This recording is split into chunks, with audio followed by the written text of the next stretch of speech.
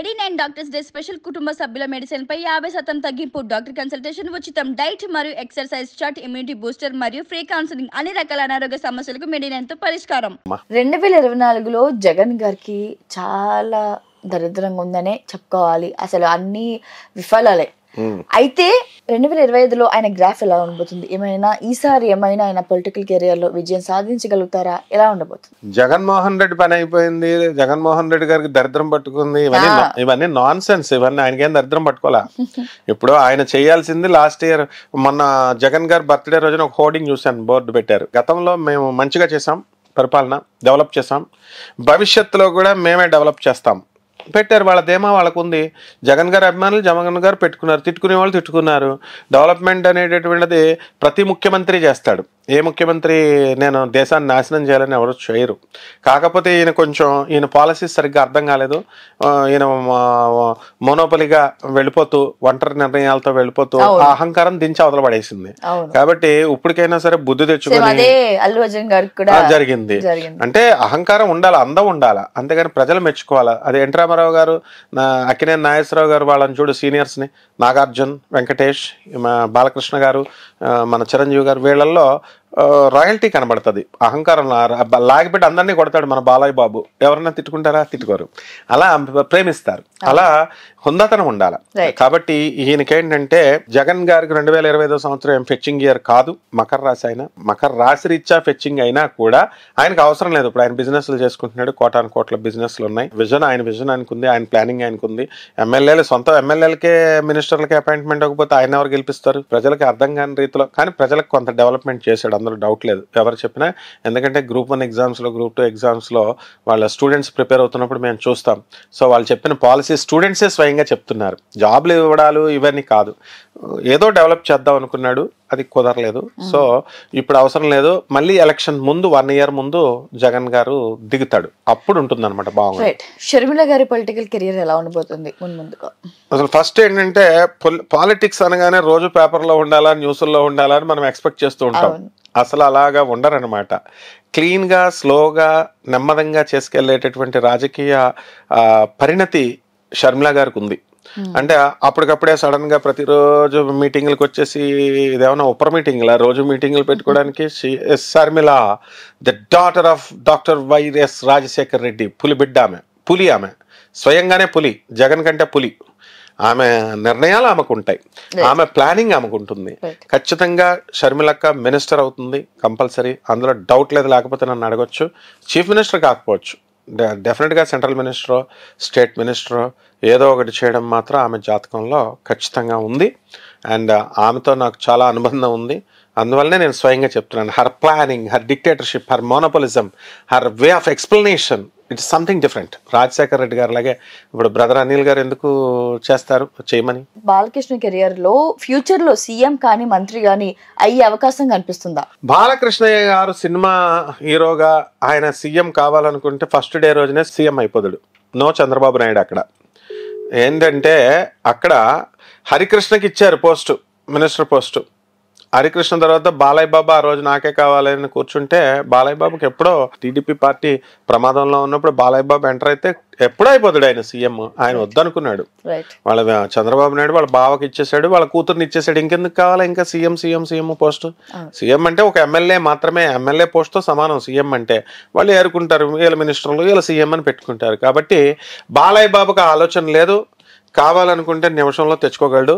ఆయనకు అవసరం లేదు కాబట్టి, ఆయనకి యోగంలో లేదు కాబట్టి ఆయన వద్దనుకున్నాడు. అయితే శోభిత గారి అలాగే నాగచంద్రన్ గారి మ్యారేజ్ అయింది. అయితే చాలా మంది కూడా వీళ్ళు విడిపోతారు అని కొంతమంది, వీళ్ళు సెట్ కాలేదని కొంతమంది, వీళ్ళ జాతకాలు బాలేదని కొంతమంది అంటున్నారు. యాక్చువల్గా వాళ్ళ మ్యారేజ్ లైఫ్ ఎలా ఉండబోతుంది ఇంకా ముందు? శోభిత గారు, నాగ చైతన్య లైఫ్ బ్రహ్మాండంగా ఉంటుంది. వాళ్ళకి పెళ్లి అవుతుంది, పెళ్లే కాదని చెప్పారు చాలా మంది జ్యోతిష్కులు. అవుతుందని మనం ఇదే వీడియోలో, ఇదే ఛానల్లో మనం చెప్పాం. బాగుంటుందన్నాం, బాగుంది. కాబట్టి ఎట్టి పరిస్థితుల్లో వీళ్ళ దాంపత్యం చాలా అన్యోన్య దాంపత్యంగా ఉంటుంది. ఈవెన్ సమంత గారు కూడా ఇప్పుడు ఫీల్ అవుతుంది పాపం, ఇదిగో ఏంటి నేను రాంగ్ స్టెప్ వేసానా అని ఒక అడుగు వెనక్కేసి ఆలోచిస్తున్నట్టుగా కూడా వార్తలు వస్తున్నాయి. కాబట్టి శోభిత ఈజ్ అ మెచ్యూర్డ్ గర్ల్. ఆమె ఆర్మీ బ్యాక్గ్రౌండ్ నుంచి వచ్చింది, వాళ్ళ మదర్ గవర్నమెంట్ టీచరు, కాబట్టి ఎట్టి పరిస్థితుల్లో ఆమె కాపురం ఆమె పాడు చేసుకోదు. అవును. కాబట్టి వాళ్ళు మనకలాగేనమ్మా, వాళ్ళు ఎవరు కావాలని రిలేషన్స్ ఎవరు పాడు చేసుకుంటాడు. కాబట్టి ఎట్టి పరిస్థితుల్లో నాగ చైతన్య శోభితాలు బ్రహ్మాండంగా లాస్ట్ వరకు కాపురాలు చేస్తారు, పిల్లలకి అంటారు. మనకి మరొక జూనియర్ నాగ చైతన్య వస్తాడు. నాగార్జున గారి కోసం మనకు నాగ చైతన్య అఖిల్ వచ్చారు. మళ్ళీ మనుషులు ఉండొద్దా, బొడ్డోళ్ళు రావద్దా, కంపల్సరీ మన బుల్లి నాగ చైతన్య వచ్చేస్తాడు అనమాట. రష్మిక విజయ్ దేవరకొండ గారికి అఫేర్ ఉందని చాలా వరకు మనకి నెటిజన్లు చెప్పడం కానీ, కొన్ని వీడియోస్ లేదా వాళ్ళే కొన్ని పరోక్షంగా ఫోటోలు పెట్టడం కానీ మనం చూస్తున్నాం. అయితే గురుగారు వాళ్ళిద్దరికి ఏమైనా పెళ్లి జరిగే అవకాశం ఉందా వాళ్ళ జాతక ప్రకారంగా? ఇప్పుడు మా గోగినేని బాబు గారు అంటారు అనమాట, ఏమని గ్రహాలు హాస్పిటల్లో పుట్టవు నాయన, గ్రహాలు అనేవి మనుషులు హాస్పిటల్లో పుడతారు, అందువలన దాన్ని బట్టి చెప్పండి అంటారు. అలాగా ఈ యొక్క రష్మిక, ఈ దేవరకొండ, విజయ వాళ్ళు మామూలు మనుషులు అఫైర్స్ పెట్టుకుంటారు. ఏంటి అబ్జెక్షన్? ఇప్పుడు వీళ్ళంతా ఇప్పుడు మామూలు మనుషులు ఎవరికి నచ్చిన వాళ్ళతో వాళ్ళ అఫైర్స్ పెట్టుకుంటున్నారు. రిలేషన్షిప్ ని యాక్సెప్ట్ చేస్తూ సుప్రీంకోర్టే తీర్పులు ఇచ్చుకుంది. ఎవరితో అన్నా లేచిపోవచ్చు, ఎవరినన్నా చేసుకోవచ్చు, ఎవరితో అన్నా ఉండొచ్చు అని ఇచ్చారు. మేజర్లు అయిపోయారు, ఎలోప్మెంట్లు అయిపోతున్నాయి, పోలీస్ స్టేషన్కి వెళ్తే పిలుస్తారు, ఊరికనే పిలవడానికి వరకే పోలీసు వాళ్ళ హక్కు.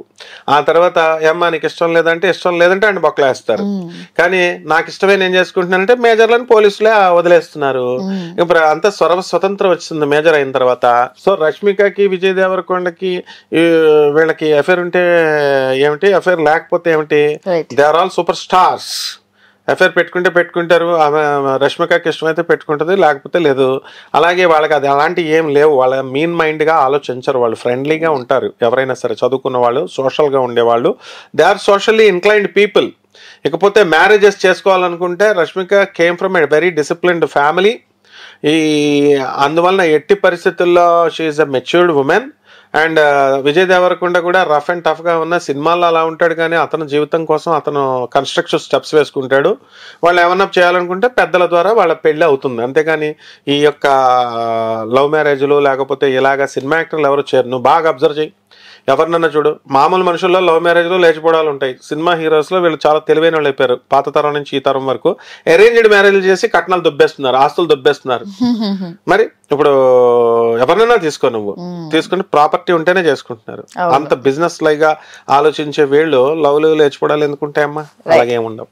అయితే చివరిగా ప్రభాస్ గారికి 2025లో పెళ్లి జరుగుతుందా? జాతక ప్రకారంగా ఎలా ఉండబోతుంది? ప్రభాస్ గారు పెళ్లి చేసుకోవాలనుకుంటే ఎప్పుడో చేసేసుకున్నాడు. ఒక పెళ్లి కాదు, చేసుకోనే ఉద్దేశం ఉందంటారా? 8 పెళ్లిళ్ళు చేసేసుకోవచ్చు ఆయన.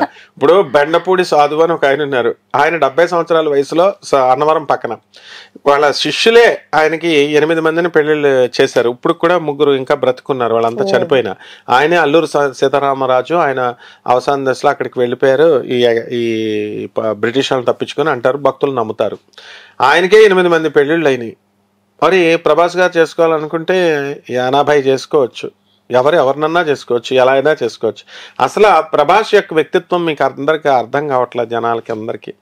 నీకు బాగా తెలుసు, ఎందుకంటే మనం ప్రభాస్ గారి గురించి చాలాసార్లు మనం మాట్లాడాము.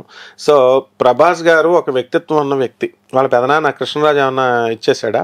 ఒక పద్ధతిలో వెళ్తారు వాళ్ళు. కాబట్టి వాళ్ళ అమ్మ నాన్న వాళ్ళు చూసే సంబంధం చేసుకుంటున్నాడు ఆయన.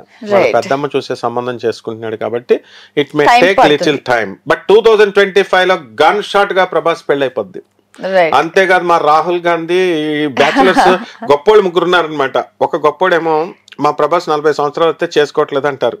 ఎంతకంటే గొప్పోడు ఇంకోడు ఉన్నాడు అనమాట, సల్మాన్ ఖాన్. ఆయన పెళ్లి చేసుకోడు, ఆయన చేసుకొని చెప్పి డిక్లేర్ చేసేసారు. అదే ఆయనకంటే గొప్పోడు ఇంకోడు ఉన్నాడు, రాహుల్ గాంధీ. అంటే ఈయనేమో టాలీవుడ్, ఆయనేమో బాలీవుడ్, ఆయనేమో ఇంటర్నేషనల్. కానీ విచిత్రం ఏంటంటే వాళ్ళు మన ఫ్రెండ్స్, వాళ్ళంతా కూడా మామూలు మనతో పాటు మనుషులు వాళ్ళు. కాబట్టి వాళ్ళ 3కి అవ్వాలని మనం కోరుకోవాలా?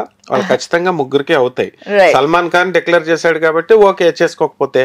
కానీ వీళ్ళిద్దరికి మాత్రం 2025లో తెరపడిపోతుందమ్మా. Thank you sir, thank you for your valuable time. Thank you so much.